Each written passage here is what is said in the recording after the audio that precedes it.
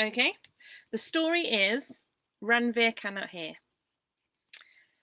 Ranvir is a beautiful Indian elephant. Isn't he gorgeous? Look at those ears. Look at those ears. If I were an elephant, I would have to have ears like that. Elmer used to be my favourite elephant. Now I think that Ranvir might be my favourite elephant. Okay. Again, it's another book with wonderful illustrations in.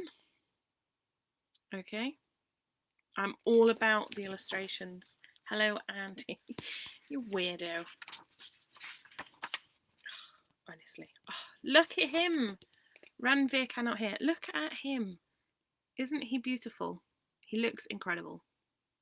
Look at his toenails, for goodness sake. Okay, I'm going to start reading the story because I'm just getting too excited now. Okay. In the heat of the Indian sun lived an elephant called Ranvir. He felt rather different from everyone because he could not hear.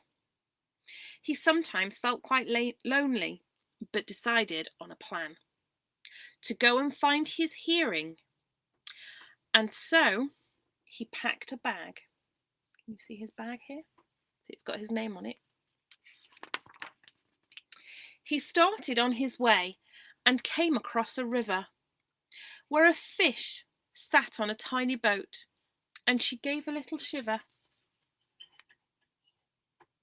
Okay. Beautiful illustrations.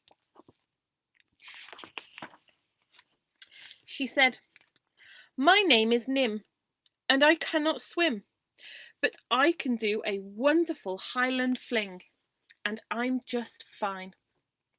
Have you ever seen a fish do a Highland fling? Ranvir looked on as Nim danced and danced, and he told her of his story, that he had no hearing, but he was going to find it, and asked, "Won't you join me on my journey?" Look at her doing the Highland fling. So Nim and Ranvir set off together and came across a cave where a lion was sitting just outside, relaxing in the shade. Check out the lion. Look at his hair. "My name is Kishore, and I cannot roar, but I'm as strong and tall as 50 doors, and I'm just fine."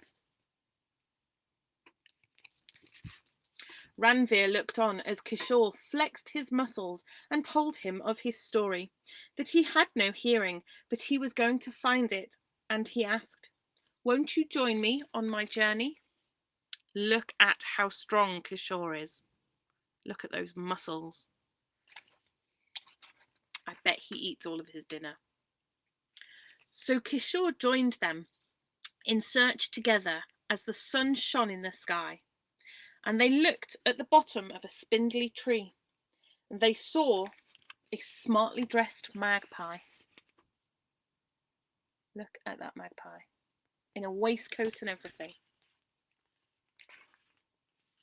She said, "My name is Chai, and I cannot fly, but I like to try and try and try, and I'm just fine." She looks wonderful, doesn't she? Ranvir looked on as Chai flapped her wings, and he told her of his story, that he had no hearing, but he was going to find it, and asked, "Won't you join me on my journey?"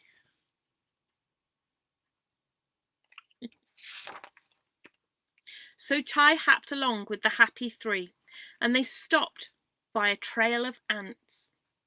They saw an anteater right behind, wearing beautiful spotty pants. Look at those. She said, "My name is Belle, and I cannot smell, but a wonderful tale I can tell, and I am just fine."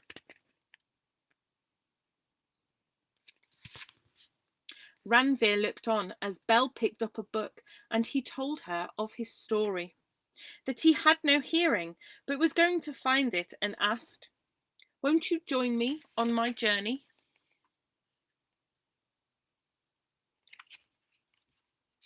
I bet Belle tells wonderful stories.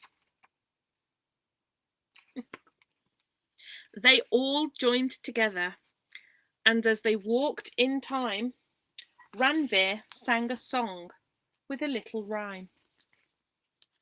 Look at them dancing along. Don't they look wonderful together? "Hey," Nim said, "can I tell you one thing?" "You can. Really, really sing."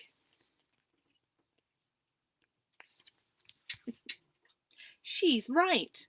They all cheered and danced to his tune, while Ranvir felt happy and no longer blue. Look at them all together, all very happy. No flash, this isn't my bedroom, this is the boat. They reached the sea after walking for miles, but everyone had beaming smiles. Look at those smiley faces. Everybody looks so happy.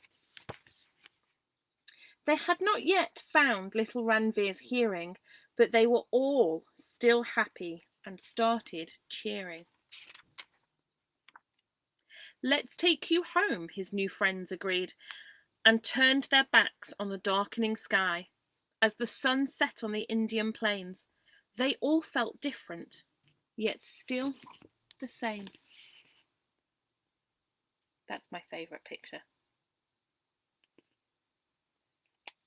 Isn't that a lovely story?